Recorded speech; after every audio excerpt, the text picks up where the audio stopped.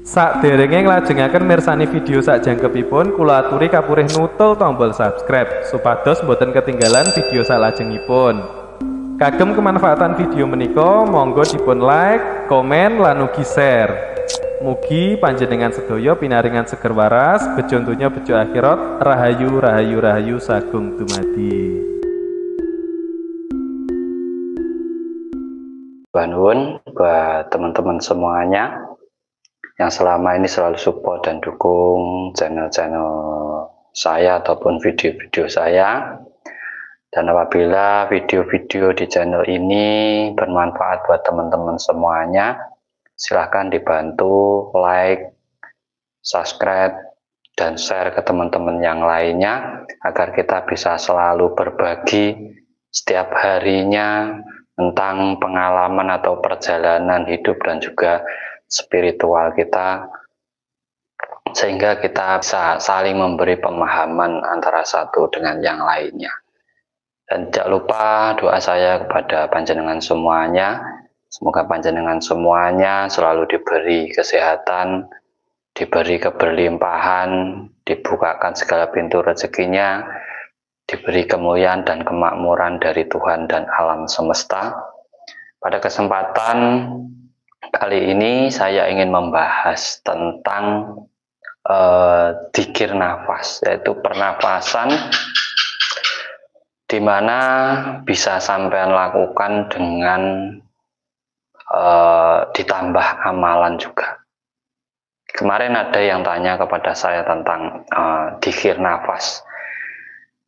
Sebelum kita melakukan dzikir nafas, kita di situ mengenal 4 titik. 4 titik amarah dalam diri kita atau rasa dalam diri kita yang sering dikenal dengan nama alwamah, amarah, supiyah, dan mutmainah. Titiknya di mana saja. Mutmainah itu ada di kening kita. Di situ adalah segala sesuatu tentang kebaikan panjenengan. Amarah itu ada di dada sebelah kiri jenengan, itu tentang emosi atau segala sesuatu yang memicu kemarahan jenengan. Supiyah itu adalah sesuatu yang berlebih-lebihan, di mana di saat panjenengan memiliki tujuan, sampean memiliki hajat atau apa, sampean memburu-buru di situ untuk cepat-cepat terlaksana. Dan ada satu titik lagi, yaitu alwamah, itu ada di pusar atau di perut. Jadi saat sampean ingin menguasai 4 titik rasa pada diri jenengan, agar sampean bisa mengembalikan di saat sampean punya tujuan alwamah, sampean ada rasa emosi, ada sesuatu yang terburu-buru, bagaimana kita rubah menjadi sebuah kebaikan pada diri kita. Dari kebaikan, kebajikan, kebagusan, itulah aktifnya cahaya pada diri sampean. Karena energi cahaya itu adalah di saat energi dari angin bergabung dengan api. Nah, 3 titik di bawah ini antara amarah, supiyah, dan alwamah ini adalah sebagian dari unsur api. Alwamah mewakili dari air dan tanah. Saat digabung, dinaikkan bersama pola pikir yang benar, maka akan menjadi energi cahaya ataupun sebuah energi atau vibrasi yang luar biasa pada diri panjenengan. Kadang orang ada yang melakukan dengan cara zikir nafas. Nah, zikir nafas di sini pertama jenengan lakukan yaitu sampean tarik dari pusar sampean. Karena pusar ini juga mewakili bawah perut panjenengan. Namanya pusar itu titik pusat. Sebenarnya pusar ini titik di mana 4 unsur itu bergabung. 4 unsur dalam diri sampean itu bergabungnya di situ. Makanya diambilnya dari pusar, dari tempat berkumpulnya 4 unsur alam yang ada pada diri panjenengan. Di perut itu kan ada airnya, ada apinya, ada anginnya, ada dari tanahnya kan gitu. Nah di sini sampean pakainya pernafasan apa? Pakainya pernafasan hidung. Pakainya pernapasan hidung. Jadi sampean fokus di pusar, dari pusar sampean tarik, simpen di otak, buang di jantung.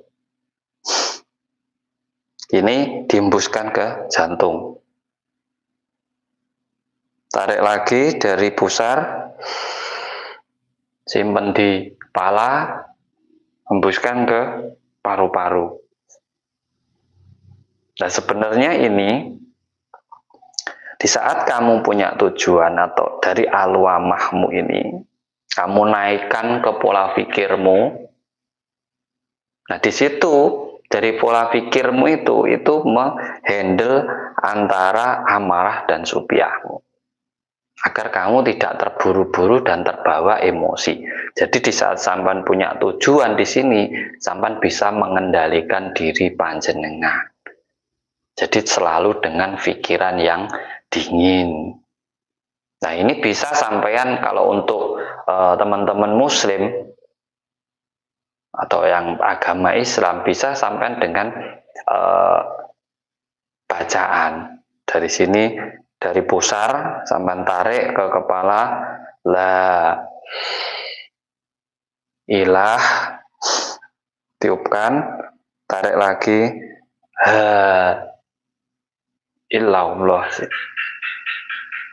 Jadi sebenarnya orang zikir itu dari pusar ditarik ke kepala, buang ke jantung, tarik lagi dari pusar, tarik kepala, buang di paru-paru. Sebenarnya sampean itu ngolah rasa ataupun noto rasa, menata rasa pada diri sampean. Musuh terbesar dalam dirimu adalah hawa nafsumu atau sifat jin dan setan yang ada pada dirimu. Lah, zikir nafas ini sebenarnya kuncinya, fungsinya atau keistimewaannya yaitu menghandle atau sampai menguasai sifat itu sendiri. Makanya ada di paru-paru dan di jantung. Itu antara sifat jin dan setan kita. Jadi amarah dan supiah kita. Kita yang sering emosi dan juga rasa terburu-buru kita itu loh yang membuat kita tidak berhati-hati. Terkadang kita teledor karena apa? Selalu terburu-buru dalam mengambil keputusan. Nah ini bisa sampai sering lakukan di rumah. Bisa. Kalau sampai enggak pakai bacaan, ya bisa sering tarik dari pusar, tarik ke otak, buang ke jantung, tarik lagi dari pusar, simpen otak, buang ke paru-paru. Di sini mengajarkan kalau sampean pingin menguasai amarah dan supiah sampean, sifat jin dan setan sampean, maka sampean harus fokus satu tujuan. Dan tujuan ini harus sampean kembalikan ke pola pikir panjenengan. Jangan mengikuti 2 titik ini. Orang hidup kalau mengikuti 2 titik ini antara amarahnya dan supiahnya, maka dia tidak akan bisa waspada dalam hidupnya. Dia tidak akan pernah berhati-hati. Dia tidak akan pernah menyadari dirinya. Karena apa? Bawaannya hanya emosi, dan kalau punya hajat atau apa, harus terburu-buru. Mengambil keputusan juga terburu-buru. Karena hidup ini pilihan kita. Kita yang mengambil keputusan tentang hidup kita. Kalau kita terburu-buru, tidak memakai akal pikir yang jernih, di situ nanti juga akan menyesatkan dengan sendiri. Gitu. Makanya dari pusar ditarik ke otak, dibuang ke jantung dan paru-paru. Berarti ini sebenarnya konsepnya adalah menguasai sifat jin dan setan yang ada pada diri kita. Di saat kita mampu menguasai sifat jin dan setan yang ada pada diri kita, ya maka akan hiduplah yang namanya energi cahaya, energi kebajikan, nur pada diri kita atau nur Muhammad pada diri kita, yaitu sifat-sifat kebajikan pada diri kita. Karena kita tidak mengikuti amarah dan jubiah lagi gitu. Sebenarnya fungsinya istimewanya sangat. Akan menjadi orang yang penyabar, yang lapang dada, punya niat tujuan yang kuat, punya keimanan yang luar biasa, punya pola pikir yang luar biasa, yang jernih. Apabila memiliki tujuan, selalu fokus pikirannya dengan tujuannya, tidak terbeban oleh rasanya. Karena apa? Di saat orang memiliki tujuan, maka tujuan itu harus difikirkan, bukan dirasakan. Nanti kalau sudah sampean pikirkan, sampean wujudkan, setelah wujud baru jenengan rasakan. Kalau kita punya tujuan langsung kita rasakan. Contoh, saya harus punya mobil. Sampean rasakan, waduh, harganya mahal. Gini, dari mana saya dapat ini. Berat jadinya. Tapi di saat sampean punya hajat, aku harus punya mobil, sampean pikirkan, dari mana aku bisa beli mobil, usahaku harus gini, saya harus kerja keras, saya harus kumpulkan sebulan sekian. Ini nanti harus seperti ini. Ya akhirnya akan tercipta apa yang menjadi hajat tujuan jenengan. Setelah tercipta, baru jenengan bisa rasakan. Itu sebenarnya perjalanan hidup. Perjalanan hidup antara bermakrifat, torekot, hakikat, baru syariat. Antara cipto,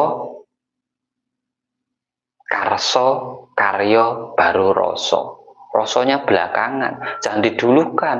Nah, kalau didulukan berat nanti sampai. Yang ada hanya timbulnya was-was. Sudah yakin dagangan saya pasti laris gitu.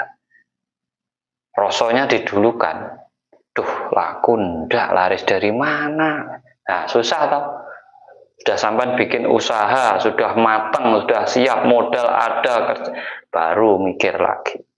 Ngerasa lagi, laku ndak ya, ini ndak ya. Itu yang akan membuat bimbang jenengan. Karena tugasnya jin dan setan itu menggoda pola pikir manusia. Agar apa? Timbul was-was, keraguan-raguan. Nah itu yang dikalahkan dalam zikir nafas ini tadi. Amarah dan subiah. Diambil dari mana? Dari alwamah. Tujuan jenengan itu ada di alwamah ini. Pusatnya di mana? Jalur langit, otak pikiran kita. Nah di saat rasa dan angin atau api dan angin bersatu, ya maka akan jadi apa? Cahaya. Di saat sampean punya energi cahaya, apapun yang jenengan hajatkan, selama sampean pikirkan, sampean renungkan, sampean kaji, sampean cari, sampean gali caranya, ya pasti akan terwujud. Karena tidak ada yang mustahil di alam semesta ini selama apa? Selama Tuhan menghendaki, jenengan juga menghendaki, alam semesta juga menghendaki. Ini bisa jadi sedulur papat juga. Mutmainah, kebaikan jenengan, tujuan hidup jenengan, pusar jenengan, terus amarah, dasupiyah, ini juga sedulur papat kita tentang rasa. Makanya zikir nafas itu sebenarnya adalah menata rasa. Agar apa? Agar kita bisa membawa diri atau tahu diri dalam melakukan perjalanan hidup. Biar kita selalu ingat dengan diri kita sendiri. Siapa kamu sebenarnya? Biar tahu aku ini siapa sih? Aku ini adalah manusia. Manusia yang diciptakan alam semesta, yang terbuat dari 4 unsur alam semesta. Saya terlahir dari 4 unsur alam semesta, saya dibesarkan oleh 4 unsur alam semesta, dan mati juga kembali ke 4 unsur alam semesta.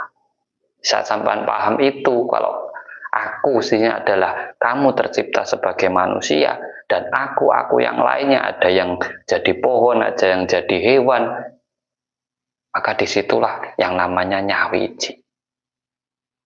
Nyawiji di sini adalah di mana di saat kamu mampu menyadari bahwa kamu dan semua yang hidup di alam semesta ini adalah ciptaan dari Yang Maha Kuasa. Tidak ada saling menjatuhkan, tidak ada saling berdebat, tidak ada, tapi di situ saling mengasihi, saling melengkapi, saling menghidupi, dan tidak membedakan golongan masing-masing. Golongan manusia juga butuh golongan hewan juga butuh golongan tumbuh-tumbuhan. Semua saling membutuhkan.